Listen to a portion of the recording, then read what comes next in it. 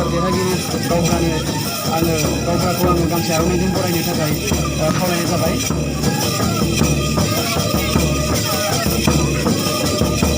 एबसुनि जानानै आरो जोंनि जोहोलाव दैमालु क्लाबनि जानानै जोङो बे ट्रफिखौ सालायदों आरो जोंहा बे ट्रफिखौ सालायनायनि उद्देश्यआ बेनो जोङो गथ'फोर गोदोसोना थानाय मानसिफोरखौ जोङो बोखांनानै लांनो सानदों आरो जोङो बे केटिसिआव एफिलिएटेड जानानै जों बिथांमोनखौ जेरैब्लाबो जों दैखांनो सेस्था खालामदों।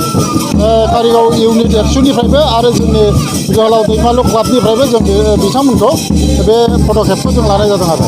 बेसेबां टिमा बाहागो लादों? जोङो बेवहाय 14टा टिमा बाहागो लादों। बे 14टा टिमाव दिनैहाय गेलेयै 22 थारिखनिफ्राय जादों। बेनिफ्राय नैबे दा जोबथा बादायलायबाय। जोबथा बादायलायनायाव बे जोंना बालाजान गामि आरो जोहोलाव क्लाब कारिगावनि बिसोर मोननैजों दिनै फाइनाल खेला गेलेदों आरो बेवहाय बालाजान क्लाबानो गामियानो देरहानाय जाहैबाय। ओमफ्राय बे जोहोलाव क्लाब कारिगावना रानार्स आप जाहैबाय आरो बेस्ट प्लेयारखौ मोनदोंमोन जोंना नाबा बसुमतारी बिथाङा 8टा बिथाङा स्लिपआव मोननानै देरहानाय जादों।